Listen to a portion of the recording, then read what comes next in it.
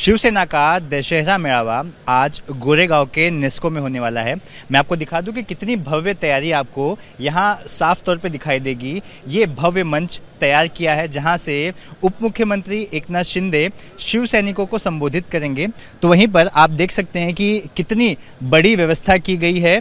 जो लोग आएंगे, शिव सैनिक आएंगे, उन्हें बैठने के लिए, उनके बैठने के लिए पूरा ये जो हॉल है एयर कंडीशनड हॉल है। और चूंकि बरसात का समय था, आज़ाद मैदान में पहले करने की योजना थी, लेकिन बरसात के चलते लोगों को असुविधा ना हो, इसे ध्यान में रखते हुए इस हॉल का चयन किया गया है। हमारे साथ शिवसेना के प्रवक्ता दिनेश शिंदे जी हैं, उनसे बात करेंगे। सर, किस तरह की तैयारियां हमने कर रखी है और कितने लोग अकोमोडेट हो पाएंगे इस हॉल में या फिर इस पूरे प्रीमाइसिस में? आज के इस दशहरा रैली में शिवसेना के जो विचार है, मीन्स बाला साहब के जो विचार है, वो विचारों का सोना लूटने के लिए यहाँ पे शिवसैनिक भारी संख्या में जमा होने वाले हैं। आपको पता है राज्य में हमारे जो फ्लड आया है, अतिवृष्टि हुई है, उस हिसाब से आपने देखा रहेगा हमारे शिवसेना के मुख्य नेता एकनाथ शिंदे साहब जो है, उन्होंने ऐलान कर दिया है कि जो रूरल एरिया में हमारे शिवसैनिक है वो वहाँ से जो पीड़ित लोग हैं उनको वहाँ पे मदद देने वाले। और एमएमआर रीजन के जो शिवसैनिक है वो आज के मेला में यहाँ पे भारी संख्या में हाजिर होने वाले हैं। अप्रॉक्सीमेटली 50,000 का एक्सपेक्टेशन है कि 50,000 लोग यहाँ पे एकोमोडेट हो जाएंगे। इसलिए आप देख रहे हैं कि ये जो नेस्को का सेंटर है, यहाँ पे अप्रॉक्सीमेटली इस हॉल में 20,000 लोग रहेंगे। बाजू में हमने स्क्रीन लगाई है, वहाँ पे 10,000 रहेंगे। उसके बाजू में और एक हॉल है, वहाँ पे स्क्रीन पे तकरीबन 20,000 लोगों का प्रोविजन किया गया है। मतलब इस पूरे प्रीमाइसिस में अगर देखा जाए तो 50,000 लोग अकोमोडेट हो जाएंगे। All together 50,000 people will gather.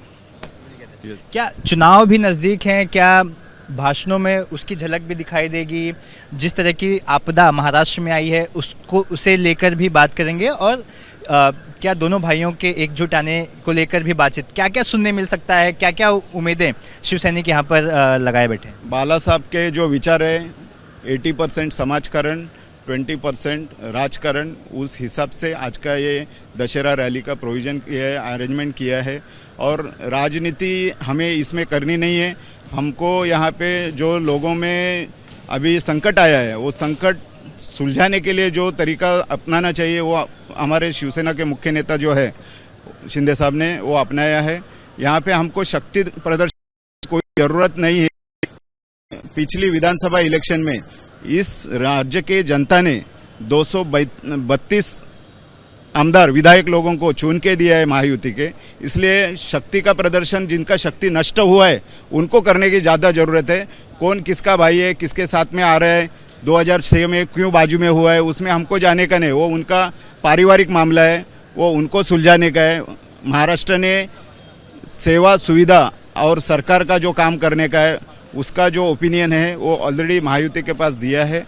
इसके लिए हमको बाकी सब छोटे छोटे चीज़ों के ऊपर सोचने की कोई ज़रूरत नहीं है। अच्छा, मैं एक और चीज़ जानना चाहूँगा दिनेश जी, क्या भविष्य को लेकर क्या शिवसेना करने की इच्छा रखती है? चुनाव भी नज़दीक है तो जाहिर सी बात है शिव सैनिकों को इस बारे में भी बताया जाएगा ताकि वो अपने अपने इलाकों में उस तरह से काम भी करें। पूरे महाराष्ट्र में चुनाव होने हैं, तो क्या प्लान ऑफ एक्शन को लेकर भी कुछ बातें यहाँ से सुनने मिलेंगी? यहाँ पे अभी हमारे शिवसेना के मुख्य नेता एकनाथ शिंदे साहब जो विचार बाला साहब के है, वो विचारों को आगे लेके जाके डेवलपमेंट, ये एक ही एजेंडा हमारा है, वेलफेयर, फैसिलिटीज़ एंड डेवलपमेंट। ये दो चीज़ों को लेकर महाराष्ट्र की जनता खुश है। और उसी लाइन पे सेना, भाजपा और अजित पवार दादा हमारे साथ में। लेकिन आज के इस दशहरा रैली में शिवसेना के मुख्य नेता जो है वो शिवसैनिकों को जो बाला साहब के विचार है उसको आगे बरकरार रखने के लिए जितना जो भी करने की ज़रूरत है वो सारी चीज़ें करने के लिए उनको चार्ज करने वाले हैं।